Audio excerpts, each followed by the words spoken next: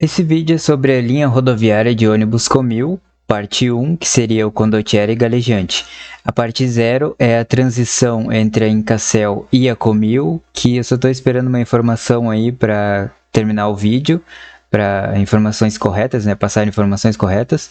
E a parte 2, que seria o Campione. Então, só pulando aquela introdução do antes, que já tem um vídeo para isso, em 1986 teve o lançamento do Palladium, em 1987 iniciou-se o projeto do Condottiere. Então, ele foi iniciado e foi lançado em 88. Então, só para ter uma ideia das separações aqui, o condottiere é separado em 3.20, 3.40 e 3.60. O que são esses números? É a altura, é aproximadamente a altura do chão ao teto externo. Seria o 3.20 de aproximadamente 3.20 metros e assim por diante. Agora, o galejante ele é separado em 3.40, 3.60 e 3.80. Então, aqui só para ilustrar aqui, que ó, esse é o galejante 3.80, porque ó, a altura é 3.800 milímetros, ou seja, 3.8 metros, galejante 3.80. Então, é pela altura, e não é a altura na frente, ó, só para ter um detalhe ali, não é a altura na traseira, porque a traseira a gente pode ver ali que tem 3.980, ela é maior ainda, por causa daquela subidinha ali na parte traseira. Então, é a altura na dianteira. Então, ali como a gente consegue perceber ali. Então, vamos começar pelo condottiere. Ele foi... A fabricação dele não é de todos os modelos da marca condottiere, desde 88 até 98. Então, em italiano, condottiere quer dizer líder. Eu estou falando condottiere porque isso é mais brasileiro. Em italiano seria... condottiere. Então, assim... Presta atenção aqui, bem atenção. Condottiere, 2 T's, 1 R, não é condottiere, não é condottiere, não é codontiere. Existem várias formas aí, principalmente quem está vendendo ônibus na OLX, no Mercado Livre e tal, escreve de cada jeito que nem dá para entender o modelo. Então assim, ó, é condottiere, 2 T's, 1 R, ponto.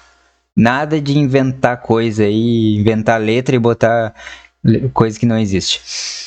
O 3.20, na verdade, ele foi lançado só como condottiere, não existia 3.20, 3.40, não existia nada desses números. Então, assim, isso é normal para qualquer tipo de modelo. Inclusive, né, o Bus já fez isso no Spectrum Road, então vários outros modelos já tiveram isso. Então, eles lançam só com o nome. Então, foi lançado em 88 só como condottiere. Aí eles viram a resposta do mercado, foi tudo tranquilo, então eles começaram a criar outras versões e nomearam essa versão. Então essa versão, a primeira, que seria a mais baixinha ali, seria o condottiere 3.20. Aproximadamente 3,20 metros de altura. Então, mais precisamente, foi lançado em junho de 88. O sistema de janelas foi do Palladium, veio do projeto do Palladium. O aumento da área vidraçada na dianteira, que aumentou o para-brisa em relação ao Palladium. Para-choques intercambiáveis, ou seja, o mesmo para-choque da dianteira é o da traseira, então tu podia ligar lá para pedir peça, pedir um para-choque, não precisava especificar se era dianteiro ou traseiro, o para-choque era o mesmo. Frisos que cobrem os rebites. Na lateral ali, quem lembra bem dos Incastel, eles têm sempre aqueles pontos na lateral. Tu vê de ponta a ponta de uma lateral, aí tu consegue ver uns pontinhos assim, geralmente em dupla, né? 2 pontinhos, aquilo lá são os rebites. Então agora, vindo do projeto da Incastel, passando para a Comil, eles resolveram esconder esses rebites num friso. Então a gente consegue ver o friso lateral, serve para tapar aqueles rebites, que é aqueles pontinhos que a gente percebe, principalmente quem faz desenho já percebe que começa aqueles pontinhos lá e já sabe do que é. Condottiere 3.40, que foi lançado em 89, não tem um mês preciso para isso, não encontrei fontes sobre um mês exato, mas o ano exato é 89. Então, é essa frente diferente do 3.20, então essa frente é específica para o 3.40. E aí já começou ali, tem o logo ali direitinho, 3.40. O 3.60, que foi lançado em 89, também veio depois. Não tem um mês também mais exato. Aqui começou também a porta no lado do motorista, né? Não só a porta de embarque dos passageiros, mas a porta do motorista também. Aqui eu vou dar uma situação bem hipotética, eu vou ilustrar uma coisa bem básico só para entender como é que funciona. Eu sou uma empresa, eu vou ligar lá pro fabricante, eu quero uma carroceria tal e tal e tal, uma carroceria rodoviária aqui para mim, eu preciso transportar passageiros de uma cidade para outra, é só isso que eu preciso. O fabricante recebe o pedido, tá, tudo bem, eu tenho o modelo tal. A empresa lá, mas eu vi que esse modelo, o farol é no para-choque, e aqui onde a minha empresa circula, seguido cai o para-choque, tem muita estrada de chão e tal, quebra, e se eu ficar sem um para-choque, eu posso levar multa, porque o farol tá no para-choque, então eu vou ficar sem farol, a manutenção já é mais cara, então o que tu pode fazer aí pra mim? Aí o fabricante vai lá, não, eu posso colocar o farol mais para cima e deixar o para-choque inteiro. Então é por isso que às vezes nascem alguns modelos com farol em um lugar, farol em outro lugar, o Diplomata também foi a mesma coisa. Então assim, não que seja essa situação, mas eu estou citando uma situação hipotética de alguma situação que possa envolver alguma modificação específica na carroceria. Então assim, a gente vê, 3.20 tem o farol que não é no para-choque, farol ali mais no capô. O 3.40 e 3.60 o farol é no para-choque. Então não dá para tirar essa conclusão. Eles criaram assim, de alguma forma, mas eles têm opcionais. Então não é uma forma de diferenciação entre um modelo e outro. E também não é um período. A partir de tal período o farol ficou só no para-choque. E depois de tal período o farol passou pro capô. Não, nada a ver. Então é questão de pedidos especiais. Então isso não é uma diferenciação específica. Então a gente já sabe que tem farol no capô e no para-choque de 3.40 e 3.60 e 3.20 também. Então pode tudo ali. Aquela questão é observar outras diferenças para identificar qual modelo. Então isso não é um parâmetro. O Condottiere ST, que seria Standard, foi lançado em 1990, junto com uma nova instalação em Erechim. Então, uma nova instalação da fábrica, que também teve a recuperação de chassis e a confecção de peças em fibra de vidro, que começou a partir de 1990. Nesse caso aqui do ST, ali até teve o logo ST, então ninguém criou Condottiere ST, inventaram isso, não. Teve é um nome, é oficial e inclusive foi lançado ali na foto ali, dá pra ver o STzinho ali. Para-choques em aço e a maior altura da saia lateral ao solo, ou seja, o ST servia primeiramente para fora de estrada, para chão batido, operações em locais mais específicos. Mas depois eles passaram o ST como um modelo mais standard, alguma coisa mais básica. Então também teve ST que não é para estrada de chão. Então não é só, porque ST é aqueles mais altos e que é só para off-road. Não necessariamente. Inclusive aqui que teve o opcional do degrau na porta, né? Então, como a saia lateral é mais alta, então o primeiro degrau, o vão livre ao solo é maior. Então precisou desse degrau de sobressalente para ajudar os passageiros a embarcar e desembarcar, né? Aí começaram as modificações. Em 1993 começou a modificação para a versão 94, de todos os Condottieres, né? O design em formas mais arredondadas na dianteira, as grades, painel, capô interno, de fibra na cor clara. Traseira derivada do galejante, então quando o galejante foi iniciado, 3.40, a traseira passou pro Condottiere, que seria a lanterna, né? Lanterna de forma vertical, aqueles quadradinhos do pisca, do freio, da ré. A traseira derivada do galejante está com tampa reta e sinaleiras modulares verticais. Não, aquela tampa reta não é mais aquela fazendo volta na lanterna traseira, né? Como era antes, como tinha as fotos ali nos slides anteriores. teto de fórmica substituída por fibra, sistema não aparente de fixação de poltronas por baixo, pela fixação no chassi, né, não por dentro da carroceria, central elétrica em compartimento lateral da escada. Aqui dá para ver algumas fotos de algumas alterações mais evidentes. Aqui o 3.20, o que mudou na frente da versão 93 começou a ser fabricado em 93, seria a versão 94. Basicamente essa foi a modificação na frente, dá para ver no capô. Do Condottiere 3.40 foi essa modificação na frente.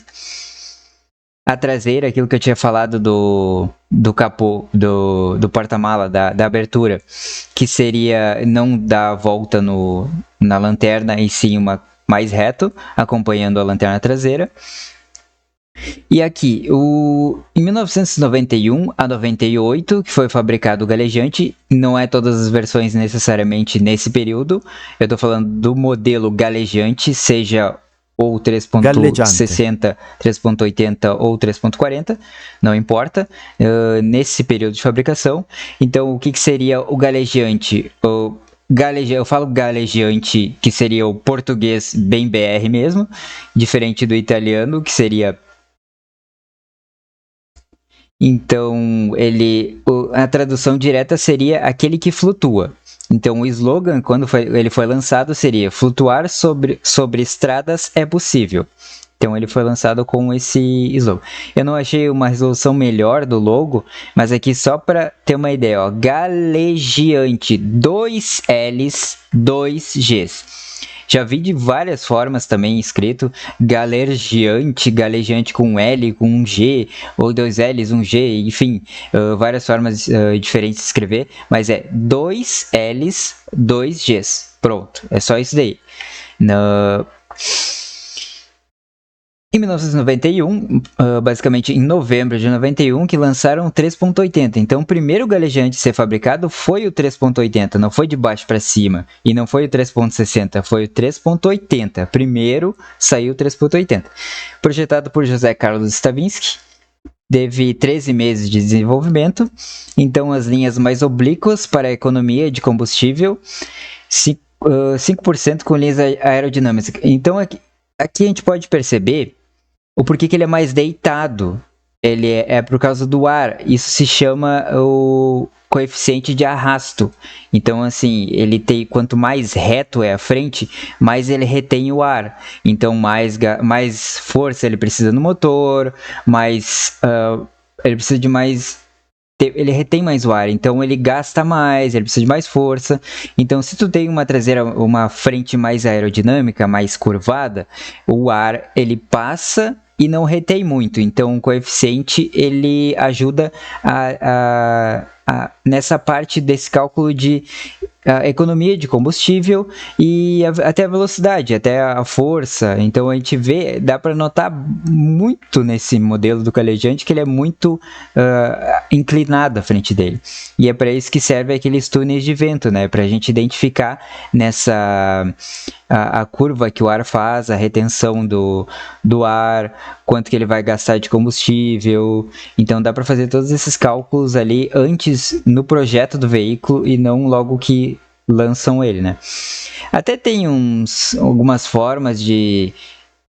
Alguns já testaram assim na traseira colocar alguns triângulos assim que eles dissipam o ar assim para não ter a retenção de ar, para ele soltar mais. Até deu 3, 4% de economia de combustível, dependendo da situação.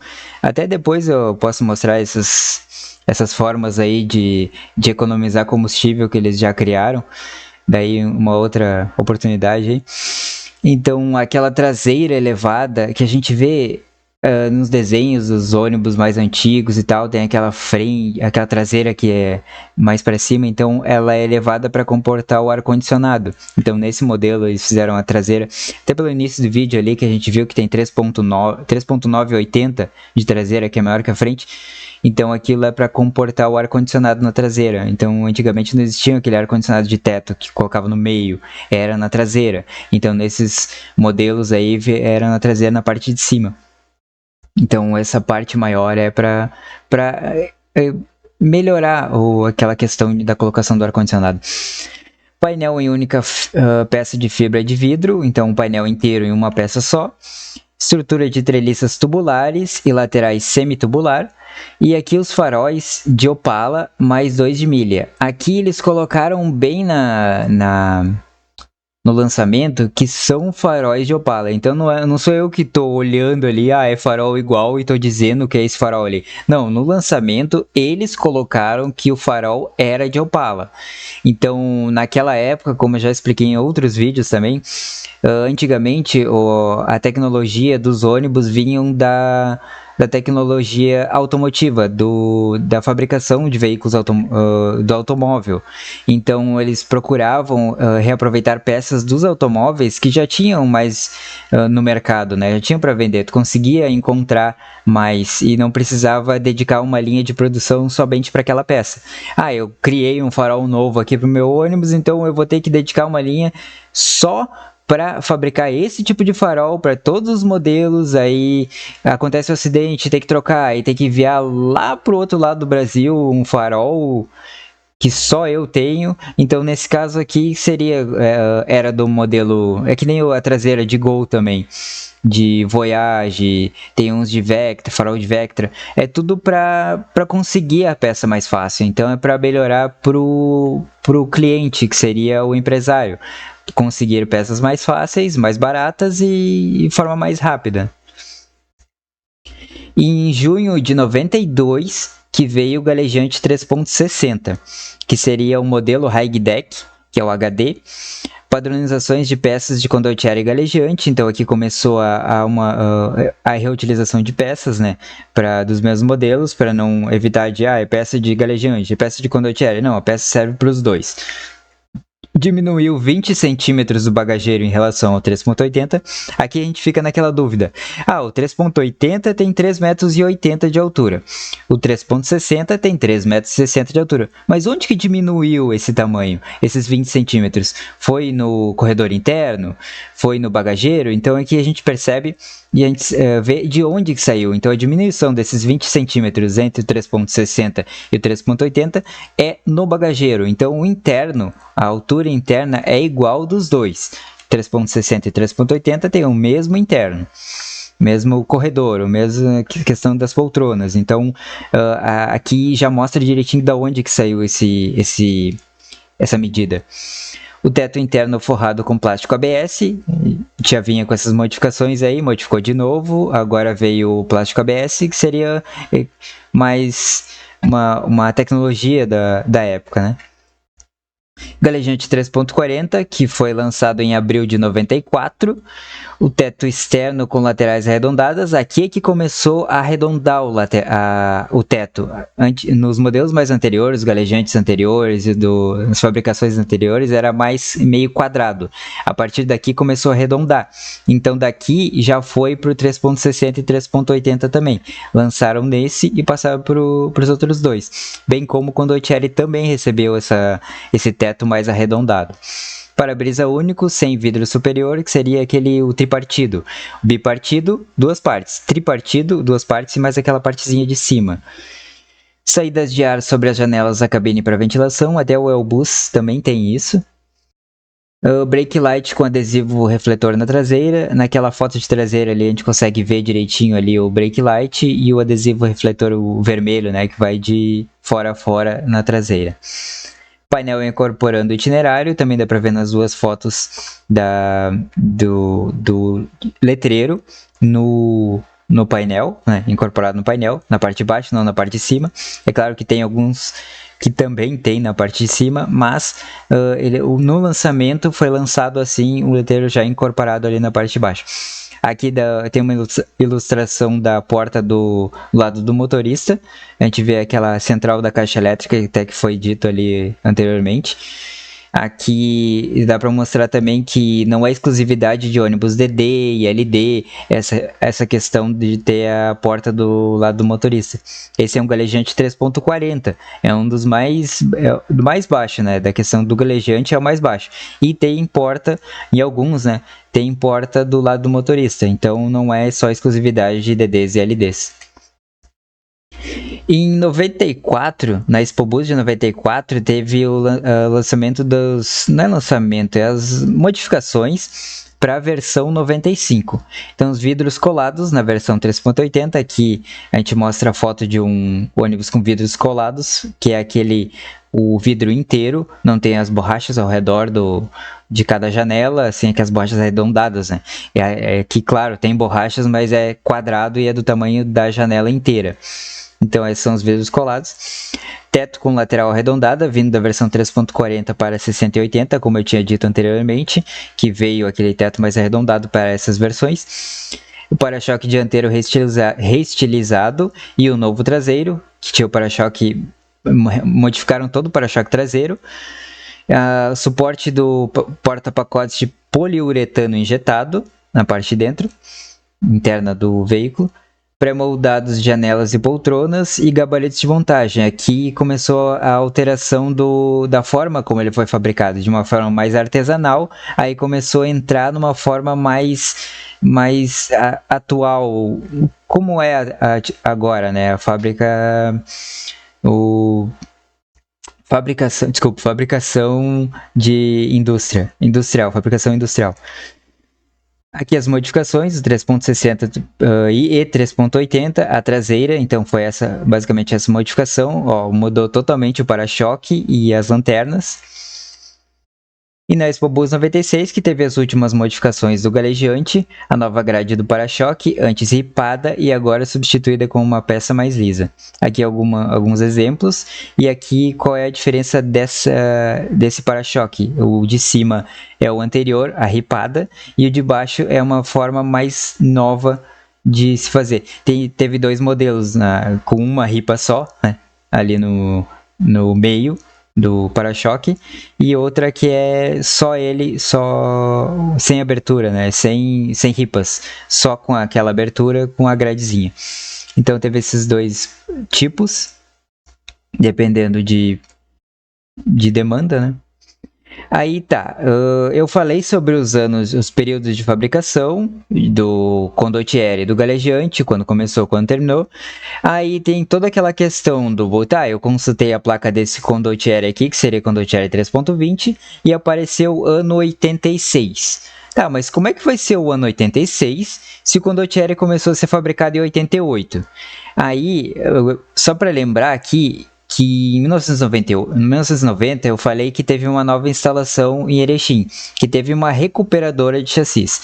Então o que eles faziam? Eles pegavam esses modelos mais antigos, inclusive esse modelo aí, ele foi feito isso, com esse ônibus que era da Carris, era um monobloco 364, eles pegaram esse monobloco, tiraram as peças dele, as peças mecânicas, motor, suspensão e toda essa parte elétrica e tudo mais, atualizaram, e colocaram em um novo chassi. Em alguns casos eles pegavam e só tiravam a carroceria e pegavam todo o chassi assim, ou tiravam algumas peças e reaproveitavam. Então, e com isso eles colocavam no condottiere, no galejante e no versátil. Também teve modelos feitos no esvelto também. Já aconteceu isso, mas era mais em condottiere e versátil.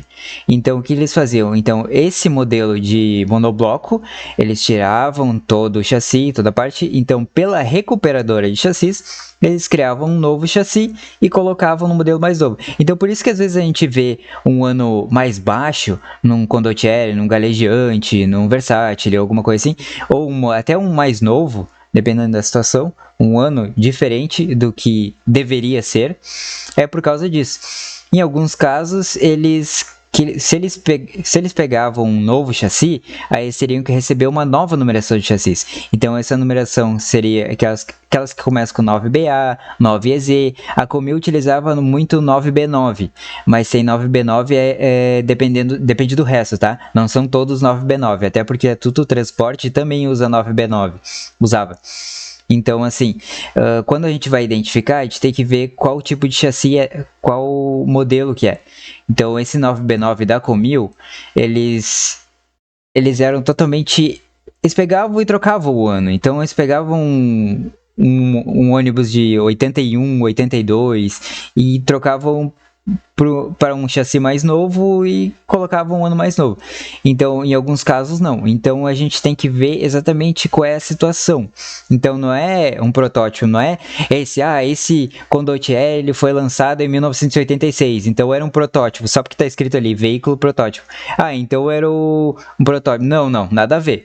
O protótipo é o chassi, tá? Então, eles criaram esse protótipo, o chassi era ano 86 e esse Condottiere é ano 88, ele não é ano 86, então ele não foi fabricado em 86 por ser um protótipo, teste da Comil, não tem nada a ver com isso.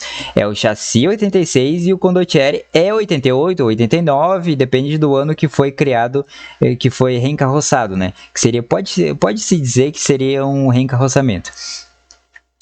Aqui a gente até consegue perceber nos galejantes, que é aquele tu vê uma carroceria grande e tal, aí tu vê aquela rodinha bem pequenininha, ou então ela a bitola era menor. Então, nos ônibus mais antigos, a bitola tinha uma medida menor. Então, nos mais novos, eles foram aumentando a lateral e tudo mais. Então, a gente consegue até ver ali pela roda dianteira que ela tá bem recuada, ela tá bem para dentro. Então, ela foi feito esse tipo da recuperação de chassis. Inclusive, esse da foto aí é um 9B9. A gente consegue ver essa diferenciação assim entre o chassi feito pela recuperadora da Comil ou seria um encarroçamento normal, que seria por exemplo, nesse ano aí seria um OH 1318, que seria no caso. Então a gente consegue perceber essas diferenças. Aí, um certo dia, um editor, o Alexandre Ribeiro, ele veio com uma situação específica aqui. Nosso grupo de editores de tabelas e tudo mais, ele mandou uma situação específica. O que a gente faz agora? Condottiere 3.30, Condottiere 3.50. Aí eu pensei assim, não, pega tudo isso, joga para baixo da pete e finge que nunca existiu. Porque ninguém falou nada, não tem nada sobre isso. Aí... Tá, eu mandei e-mail para a Comil, porque antigamente eu conseguia informações com a Comil mais rápido, eu tinha o contato do engenheiro lá, conseguia mandar um e-mail, eles respondiam. Agora, hoje em dia, não tem contato nenhum com a Comil, parece que se tu manda um e-mail, cai num limbo, eles nem tu liga, não atendem, tu manda e-mail, não respondem, tu manda e-mail para qualquer setor da empresa, não tem resposta. Então não tem como verificar a veracidade dessa informação se não tem alguém que te atenda lá. Mas o que eu posso tirar como especulação é que ou alguém digitou errado, porque a gente sabe que quando a gente tem uma empresa muito grande, a gente contrata pessoas para fazer a parte do marketing.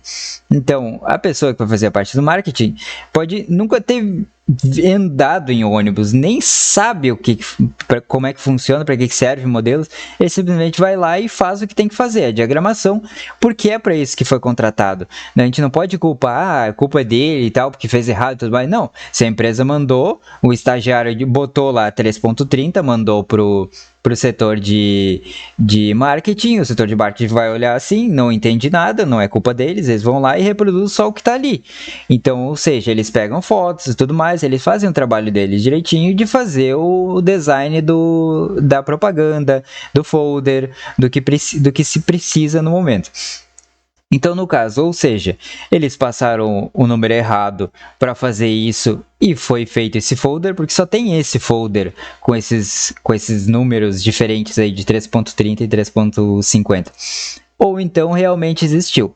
Se realmente existiu, não tem como tu incluir mais esse modelo, não tem como tu diferenciar isso, porque são 10 centímetros de diferença. Como é que eu vou lá e pegar uma régua numa foto para medir 10 centímetros de diferença? Ali, até no modelo 3.30, a gente até pode ver que a saia lateral é um pouco maior do que o 3.20 e um pouco menor do que o 3.50. Até dá para chutar isso daí, mas não é uma coisa mais exata, não é uma coisa que a gente consegue definir, então não é melhor considerar 3.20, 3.40 ou 3.60. E esses intermediários como um pedido especial, como uma questão de mais específica, então não é o de até certo tempo foi fabricado tais modelos, por exemplo, até 89 é 3.40 e a partir de 89 é 3.30 ou 3.50, não teve esse período de mudança total, então não dá para levar em conta, ou foi um erro de digitação, ou se existiu foi mais específico, foi 2, 3 modelos foi lançado e não lançaram mais, ou então eles começaram a fazer que nem eles fazem agora em alguns modelos, de tipo lançar um Torino com escrito Viale, então não dá para levar em conta, ou não considera, ou é que também não dá para hoje em dia não tem muitos modelos desses circulando, então só tem mais fotos, então eu vou pegar uma foto, como é que eu vou medir na foto? Também tem aplicativos que fazem isso pelo celular, tu mede um ponto específico, diz pro aplicativo, daqui até aqui tem tanta medida, agora tu calcula para mim o resto, mas continua sendo imprecisa essa medida, então não é uma coisa muito exata, não é uma coisa que dá para acreditar muito. Então essa é a situação desse modelo 3.30 e 3.50 que apareceu. Aqui, como sempre, a linha do tempo, como no final sempre tem que ter uma linha do tempo, que mostra exatamente quando que cada modelo foi fabricado. Dá para perceber que nenhum modelo teve correspondência com nenhum outro. Então, ali, a partir de tal ano, dá para ver pelo galejante ali, 91 foi 3.80, 92 3.60 e 94 3.40. Só o final ali que tem algumas divergências ali por causa do Campione, por causa de outros modelos que chegaram primeiro, então foram fabricados simultaneamente, então modelos mais antigos com modelos mais novos, até a transição de linha de produção acontece ainda em todos os fabricantes, não é uma regra, não é uma exceção, não é nada específico, isso é normal, acontece em alguns casos, pode ser que em alguns casos não, outros sim, mas essa é a linha do tempo do condottiere e do galejante. Aqui são os acervos consultados, azul são fotos e vermelho são a literatura, né? Que é o livro da história do ônibus de Erechim, é o livro da Comil, e aquilo que a gente sempre consulta também, a ATM Editora, a Tecnibus, Transporte Moderno, eles têm bastante coisa legal que tu não necessariamente acredita nos nomes que estão lá, mas tu tem as datas de referência. Então, por exemplo, lançaram um novo modelo do galejante, só que não fala nada em 3.40 ali, mas tu sabe que aquele modelo é 3.40 e tu tem a data para provar isso. A partir de tal ano, a partir de tal modelo, desde novembro do ano passado começou a ser fabricado então tu já sabe que tem uma data de referência, então foi daqui que eu tirei as datas de referência. A gente tem um modelo mais específico, uma informação exata. Então qualquer sugestão, qualquer dúvida, eu sei que eu me enrolo aqui para falar, mas eu consigo, às vezes eu esqueço aqui, me lembro na hora e vou passando, vou falando, me enrolo, vou pulando as palavras, mas eu consigo passar o geral, que seria o mais importante, né? A informação mais importante a ser passada.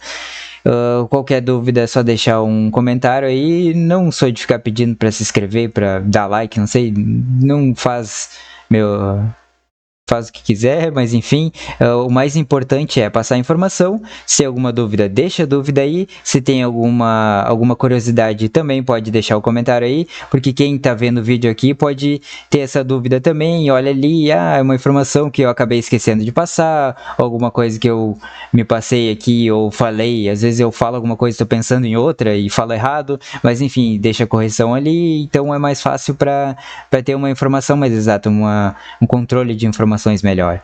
Então é isso, até o próximo vídeo aqui eu vou ver se eu consigo lançar a primeira parte da Comil, que é a transição entre a Incasell e Comil, e também tem outros vídeos aí para vir. Quando eu conseguir gravar, eu carrego aí no YouTube.